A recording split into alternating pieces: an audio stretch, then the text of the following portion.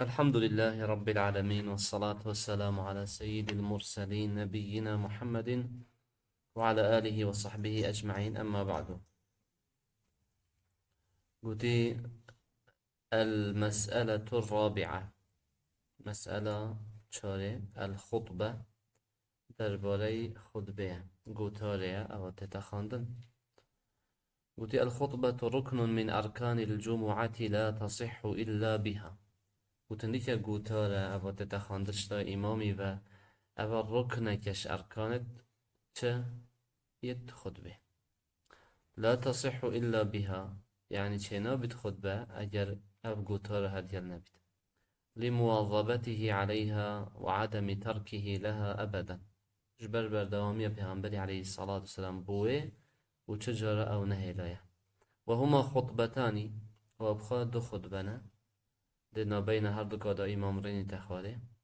يشترط لصحة صلاة الجمعة أن يتقدما على الصلاة. قد بدفيا أفد خطبة برين بيجبن. المسألة الخامسة في سنن الخطبة، مسألة بينجي درباري سنة خطبة.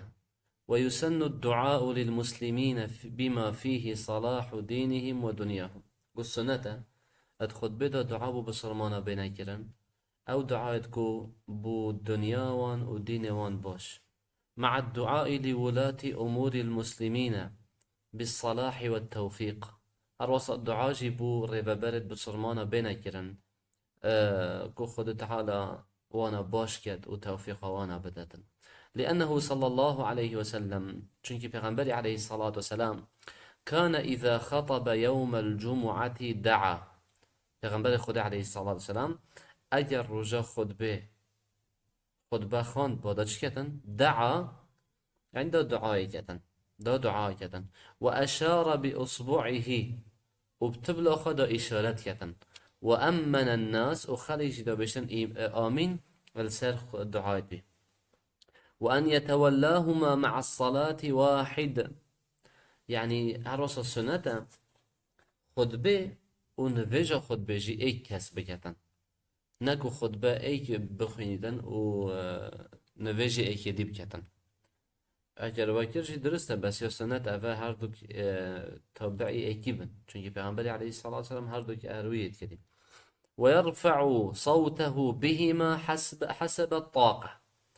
قلت الديف شيانت خاجي تدن يخا بلند كتن أبوي خطبه. قلت وأن يخطب قائما، هرس السنة شبير و خطبه بخوينتن نارينشتي، لقوله تعالى وتركوك قائما. جبر قلتنا خده وقت بحث پیغمبری که علیه الصلاة والسلام و خطبت خواند کاروانی که حتی مدینه گلکش مزگفت چون و خطبه بی پیغمبری خواند علیه الصلاة والسلام 12 نفر تنمان.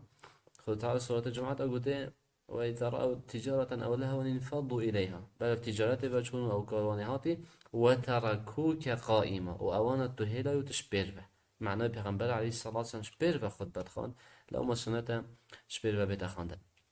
وقال جابر بن سمرة رضي الله عنه كان رسول الله صلى الله عليه وسلم يخطب قائما. پیغمبر عليه الصلاة والسلام خطبش بير خاند، ثم يجلس پاشی دارین دخار، ثم يقوم پاش درابت اوه فيخطب دا خطبه دوی خویندن. فمن حدثك أنه يخطب جالسا فقد كذب. هر کسی که بشت توی رینشتی خطبت خاند اوی درو یکری. وأن يكون على منبر أو مكان مرتفع، وسنة السر من بلك بيت أنجي السر جهك بلند وصابتك خلي ببين باش. لأنه صلى الله عليه وسلم كان يخطب على منبره، چونكي پیغمبر عليه الصلاة والسلام السر منبر خطبت خاندن وهو مرتفع ويا بلند بي 3 درجة بلند بي، وبري منبر جي العردنات خاند چتير داري دانا وچو سر داري. معناه أمز يفتت ويقوه بمنبر سنة تشكي بلند بن بخوا بلندتر لبيتن داخلي باش ببينتن اگر منبر هبيت او چتره. وتولي أن ذلك أبلغ في الإعلام، چونكي أبا بتر شيء جهينة وده جهيت دمهيك، وأبلغ في الوعظ حتى توعظش ده بتر تأثير خواهي. ايكت هوسا صحكي بخاري وايكت هوسا صحكي بتر تأثير دلتكتن. قلت وأن يجلس بين الخطبتين قليلا. سنة بين هردو خطبة بيتشكي بريني تخر. لقول ابن عمر رضي الله عنهما كان النبي صلى الله عليه وسلم يخطب خطبتين، پیغمبر عليه الصلاة والسلام دو خطبة خاندن وهو قائم أو يشبر يفصل بينهما بجلوس. اتنوبر هر دو خطبه دا يعني هر دو خطبه جيك جداد كرن برينشتنكي برينشتنكي كر نوبر هر دو كادا جيك جداد بين. قلت ويسن قصر الخطبتين. قلت سنة خطبة هر دو تسلي بين كرت كرن يعني تكرت بن.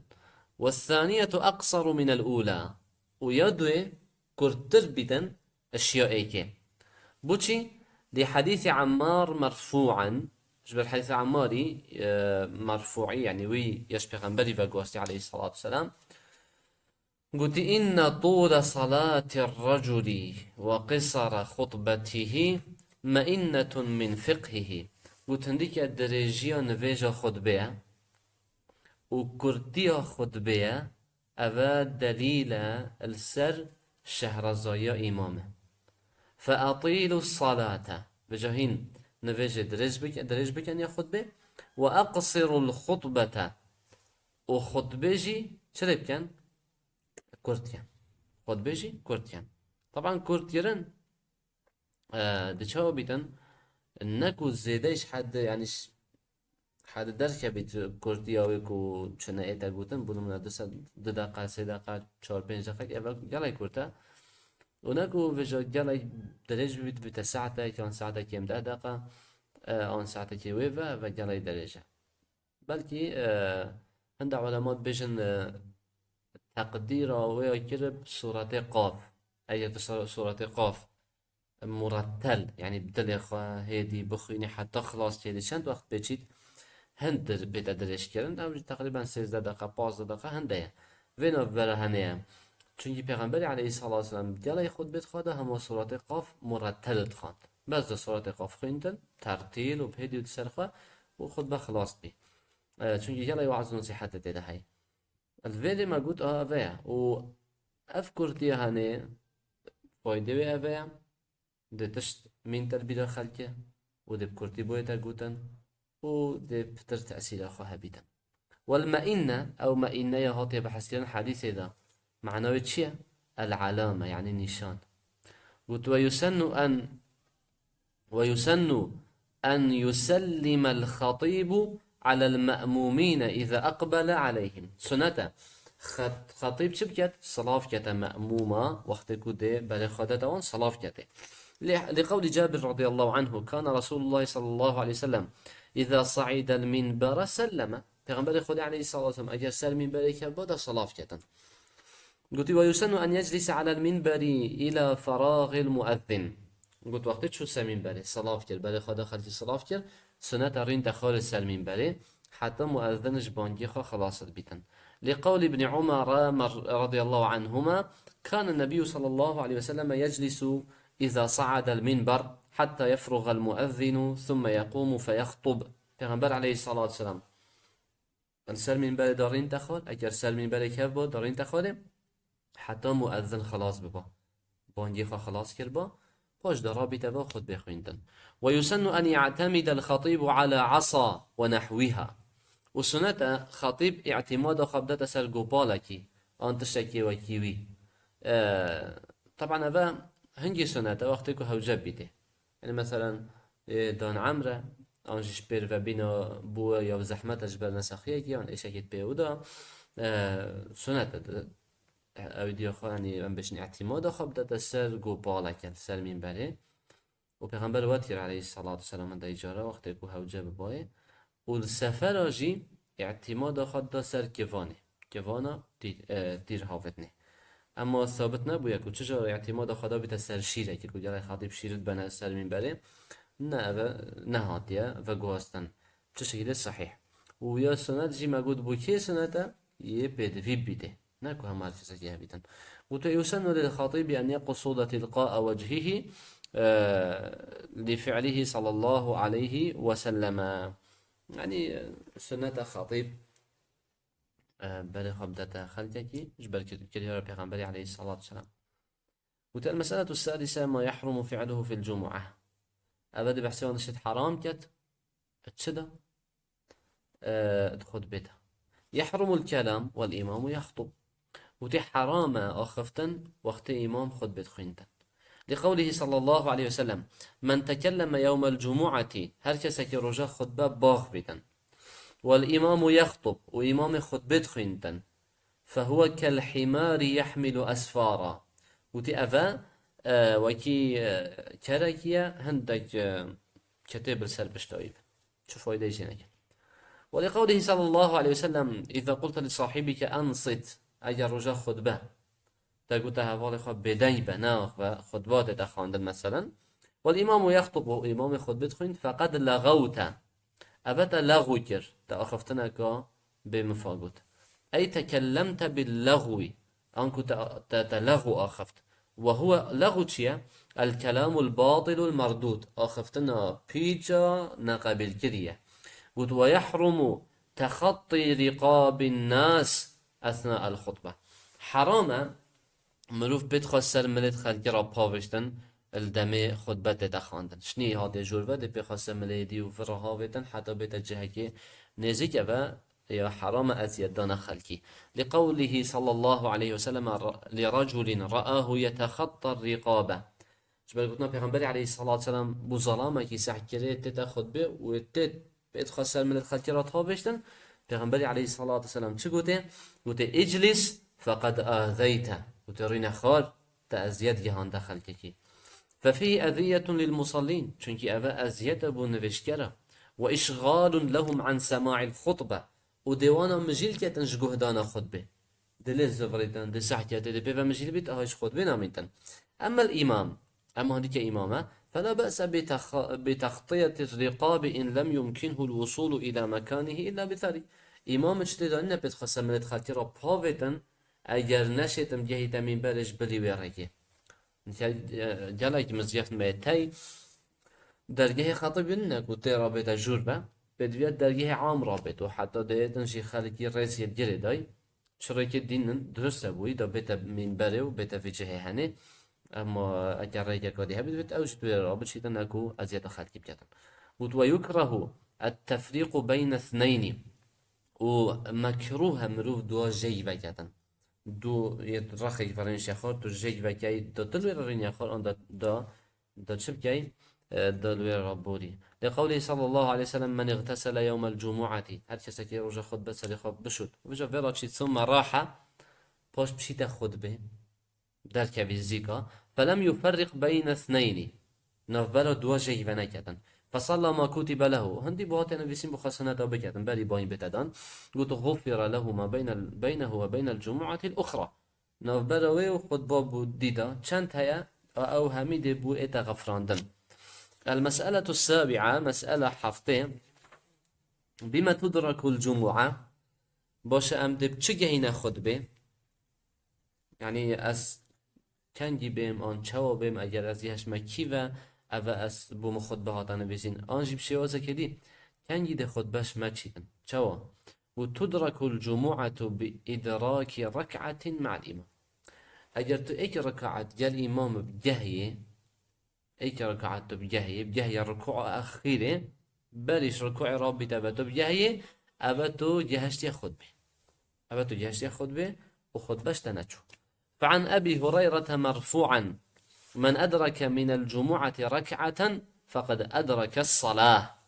يعني هاد كسكيش خطبة إيك ركعات بجهده أبا أوجهش تنفشه. وإن أدرك أقل من ركعة صلى ظهرا أكيش ركعتك كيم ترجهش تنفجني في كتب كسك هاد إمامش ركعتات دويش رابية بس سمع الله لمن حمدش نيوات الجور هنگی دی بینه ولی نفس نویجیده بس تو دی رابط 4 رکعت اکی چونکی تو نگهشی خود به خلاص همه تو نگهی رکوع دویم بری و رکوع رابطه و تو نگهی او اف نویجه هنی خود بشته چو اما تمامی. المسألة الثامنة في نافلة الجمعة مسألة هشته در باره سنة خود به اولی چونکی جلای خلقت کن لو ما مسأله آنجی بابتی تنه دی بحثی کتن. قلت ليس لصلاة الجمعة سنة قبلها، نفجا خطبة چه سنة نين بريوه، ولكن من صلى قبلها نافلة مطلقة قبل دخول وقتها فلا بأس به. بس اگر کسی کندش سنتت هم عام بکتن بری وقت خطبه بید، يعني بری بانگ بدادان بخوا ساعت 11 شوي دهه شوي همها رابط سنة بكت، رابط سنة بكت بس تدانينه شو تدانينه لترغيب النبي صلى الله عليه وسلم في ذلك. اجبر البيغمبري عليه الصلاة والسلام دل ما يبري هندك عن بخوا سنة بكين بری وقت خطبه بری بانگي، كما في حديث سلمان الماضي قبل قليل. هل وكيت حديث سلمان ده أبو بنو كابو مبوري شتى دهات قلت من اغتسل يوم الجمعة سالي خاب شد وفراتشو ثم راح فلم يفارق بين اثنين بين دو جيفة نكت فصلى ما كتب له بشتمز يقت هندي خود بنويسي نويجا بكتن معناه درست مادن بينافن اما سنته. الله يبر الله يبر او سنته بخبكي شتى دان حتى بوينت دادن ولفعل الصحابة رضي الله عنهم وصحابي جاب شندا كريج برند درسته ولأفضلية صلاة النافلة وجبركو سنة بخيرا اجبر في شندجي ولا ينكر عليه إذا ترك. بس أجل أي شو خطبة ساعد ده هوني بعد شندا ورينش تخرج شو سنة نكرن أما سنة تحية المسجد كير وبخا سنة دي نكرن قلت كاس شنو بيت إنكار أبيض بدي لا دكي نينا لأن السنة الراتبة تكون بعد الجمعة بركعتين أو 4 ركعات أو 6 ركعات. چونكي هنديك سنة راتبة راتبة كيشكن أو تبري وبشتي نفيجا مانا نفيجة فرس أو سنة بشتي خود بما هاي ما بشتي خود بها هاي 2 ركعات توارد بوي 4 توارد بوي وشج لفعله صلى الله عليه وسلم وأمره فقد كان يصلي بعد الجمعة ركعتين. وكي عائشة رضي الله عنها بيشتن شن پیغمبري عليه الصلاة والسلام دعيتا مال بشتي خود بشان ركعات تكرن 2 ركعات تكرن. وقال صلى الله عليه وسلم إذا صلى أحدكم الجمعة فليصلي بعدها 4 ركعات. أجر إيكش هوا خطبة نویجا خطبه کر بلا بشتی نویجا خطبه چند ركعات بكت 4 ركعات بكتن دو. وفي رواية من كان منكم مصليا بعد الجمعة فليصلي 4. هل كسي يش هوا بشتي خطبه سنة يكت بلا بخد 4 ركعات بكت. أما الست أما الشاش فلأنه ورد عن ابن عمر رضي الله عنهما أن النبي صلى الله عليه وسلم كان يصلي بعد الجمعة 6. پیغمبر عليه الصلاة والسلام شاشت كرم بشتي خطبه كيوت بشتن ابن عمر بشتن طبعا هذا صحيحة وكان ابن عمر يفعله وابن عمر جيوات كر بس يا راجح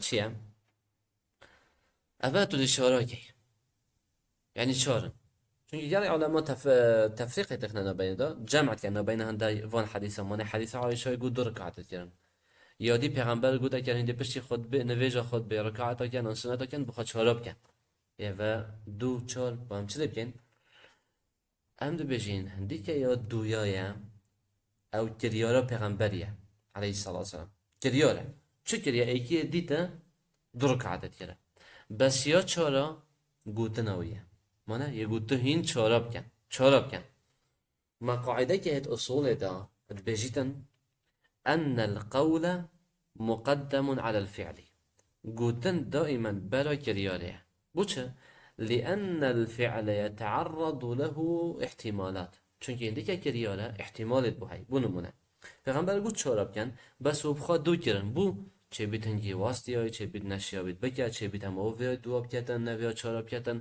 يعني احتمالات بو هاي لما تو بيش قول نايخه قول خلاص يقول شراب كان بس كريال دويت كره ايش بيش برتشك دويت كره اگر بخوای گوته شراب کن دلیل شر بچنده سعی پیغمبر علیه الصلاة والسلام بیشتن باشترین روژی داود علیه السلام باشترین روژی داود علیه السلام روژه کرد اکت خار و پیغمبر علیه الصلاة والسلام روژه کرد اکت خار دلیل سرنده که گوتنه و دب سرشید اخستن سر کریاره و الفریج کریار چند بین 2 رکعت بین بس گوتن چنده 4 وجلا ما یا درست و یا راجح مسئله دا اول شتل مزگف تبكي شتل مال كي دي شاركي فتبين من ذلك أن أقل الراتبة بعد الجمعة ركعتان وأكثرها 6 قل بتا ديار بو طبعا دي قلنا مؤلفي بودا ديار بو كيمترين راتبة باش نفجا خطبة 2 ركعة وياش خراب بترتو الشيشة شاجي بكي ويرى شيخ الإسلام ابن تيمية رحمه الله وقلت رأي شيخ الإسلام ابن تيمية شيء بس أن الراتبة إن صليت في المسجد صليت 4. أنا تشي بش صليتها إن صليت في المسجد صليت 4. أجرت المزيف تبكي دي شهركي قلت وإن صليت في البيت صليت 2 ركعتين كان مال بكي 2 ركعات أوكي أبا ابن تيمية بحسيت سوا ابن قيم جلبات جوهزتن فتكون صلاتها على أحوال متنوعة يعني كان جورا كده. طبعا أنا باجي رأيك أكل أي بيش عندي بكتن إنكار لنا أكل بس يا أم بين راجح يا دي شارن شل مال بتشل مزيف تبت والحمد لله يا رب العالمين.